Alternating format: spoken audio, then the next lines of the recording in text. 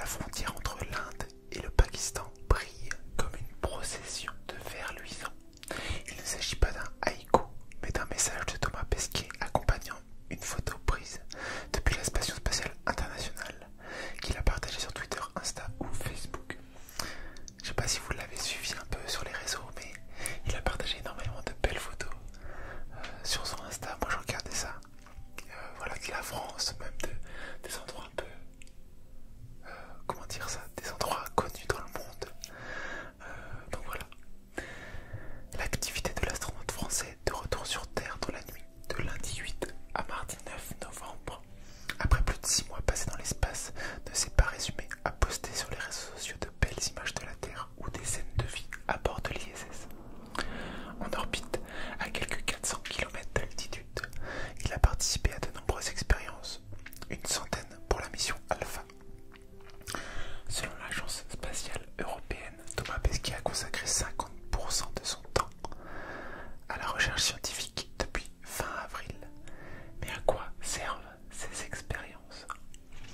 Alors, première partie, pour préparer de longs séjours et vols spatiaux.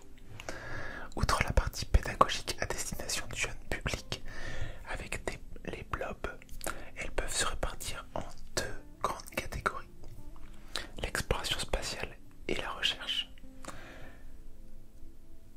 La NASA, qui finance la plus grande partie de l'ISS, fixe les grandes orientations, et l'Agence spatiale américaine a opéré un sérieux changement de braquet pour miser sur l'exploration spatiale, avec en toile de fond la nouvelle course, face notamment à la Chine. Dans le viseur, l'installation d'une future base lunaire et l'exploration de Mars.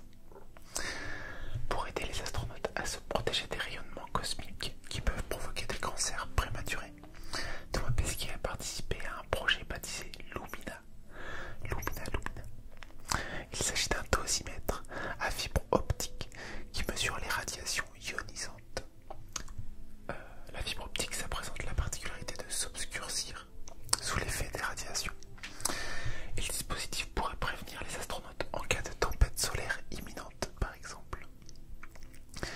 Les voyages spatiaux de longue durée posent aussi des problèmes pour la psychologie des astronautes et leur sommeil.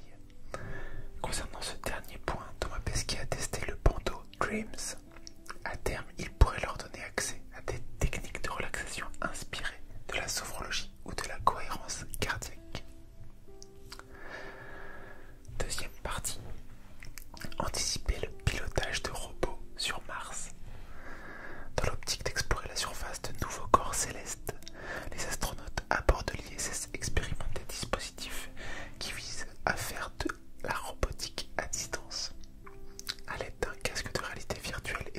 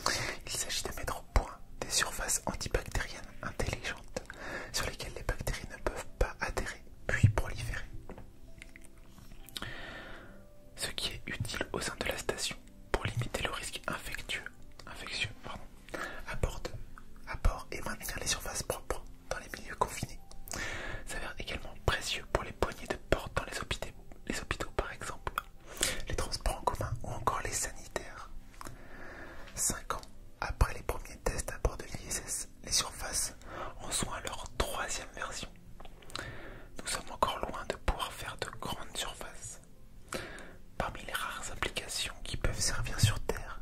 Il mentionne l'expérience Télémac menée lors de la mission Alpha. L'idée est d'être capable de déplacer et de saisir de petits objets avec des ondes ultrasonores. À l'origine, il s'agit d'un outil pour l'astronaute qui souhaite déplacer des produits qu'il ne voudrait pas souiller ou dont il voudrait se protéger. Des idées ont ensuite émergé comme le traitement de calculs rénaux de façon non invasive. Cela pourrait permettre de les expulser ou de les déplacer dans de meilleurs endroits du corps pour pouvoir les détruire. Une autre application médicale permettrait la délivrance ciblée de médicaments, c'est-à-dire la possibilité de libérer des particules médicamenteuses dans un vaisseau ou le long d'une paroi. Nous n'en sommes pas encore là puisque nous vérifions la possibilité de déplacer ainsi différents matériaux comme du verre, du plastique ou du bois. Mais voilà, il va falloir être patient. Entre le moment où nous apportons notre contribution et le moment où cela aboutit vraiment, il peut s'écouler 10 ou 15 ans. Quatrième dernière partie de cet article, Soft Power et Prestige. La France et l'Europe continuent d'envoyer des hommes à bord de l'ISS principalement pour des arguments de prestige. Des raisons de soft power, estime auprès de France Info Isabelle